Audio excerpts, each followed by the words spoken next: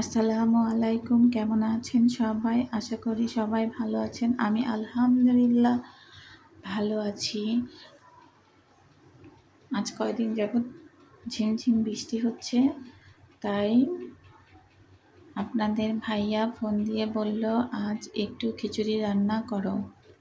পরে দেখলাম পোলাওর চাল বা মুগ ডাল কিছুই নেই ঘরে। তারপর মনে হলো ঘরে যা আছে তা দিয়েই তৈরি করে ফেলি খিচুড়ি। যেমন মশারির ডাল আর ভাতের চাল দিয়েই খিচুড়ি রান্না করব, দেখি কি হয়। এই তো একে একে আমি সব মশলাগুলো দিয়ে দিলাম। মশলাগুলো আমি ভালো করে কষিয়ে নেব। আদা, রসুন, হলুদ, মরিচ, জিরা যা যা লাগে সবই আমি দিয়ে দিলাম।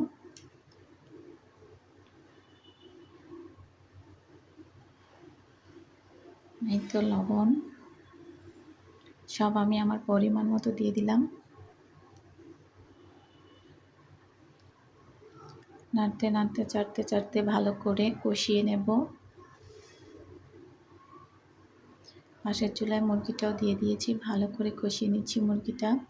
এটা হলো ফার্মের লাল মুরগিটা, ওইটা একটু শক্ত হয়, একটু ভালো করে সিদ্ধ করতে হবে, না হলে বাচ্চারা খেতে চায় না এই মুরগিটা। এমনিতেও বাচ্চারা আমার পছন্দ করে না, কিন্তু বাচ্চার বাবা পছন্দ করে বলে এনেছে।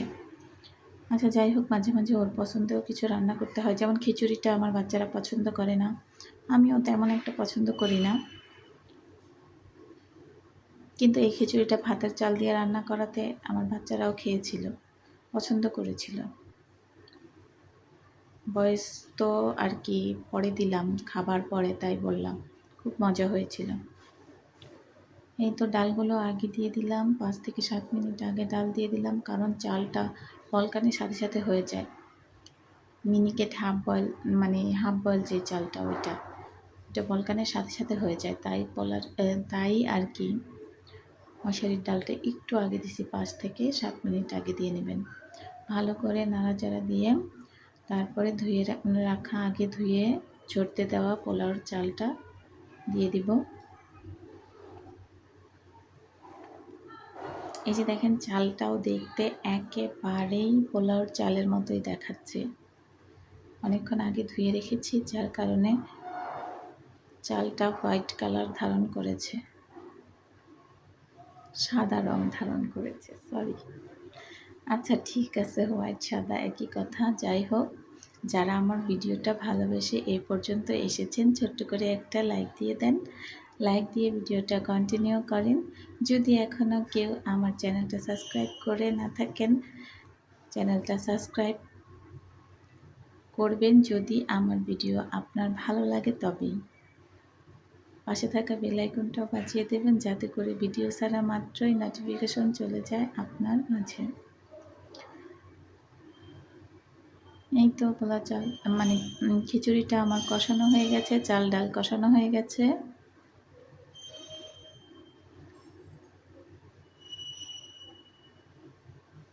বৃষ্টির দিন আসলে খিচুড়ি রান্না করলে একটু মন্দ হয় না, কিন্তু খিচুড়ি যেহেতু রেগুলার রান্না করা হয় না এই জিনিসটা, এর জন্য আমরা প্রথমে আঁতকে উঠি একটা খিচুড়ি বিরিয়ানির কথা শুনলে, কিন্তু এগুলো কিন্তু ভাত রান্না করার চেয়েও সহজ। ভাত রান্না করলে মিনিমাম 2 থেকে 3টা তরকারিও রান্না করতে হয়। বিরিয়ানি রান্না করলে শুধু বিরিয়ানি, খিচুড়ি রান্না করলে শুধু খিচুড়ির সাথে একটা মাংস বা ভর্তা, ডিম ভাজি এগুলো হলেও চলে যায়। আচ্ছা যাই হোক, এটা আমার ধারণা, আপনাদের ধারণা কি আমি জানি না। যদি আমার ভিডিওতে কোনো ভুল ত্রুটি হয়ে থাকে অবশ্যই ক্ষমা সুন্দর দৃষ্টিতে দেখবেন। ভালোবেসে আমাকে সামনে এগিয়ে যেতে সাহায্য করবেন।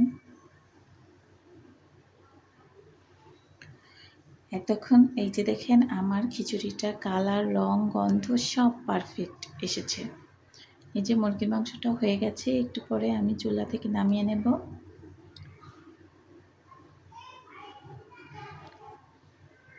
এই পর্যন্ত যারা ভিডিওটি কন্টিনিউ করেছেন, আমার কথা সহ্য করে সবাইকে ধন্যবাদ।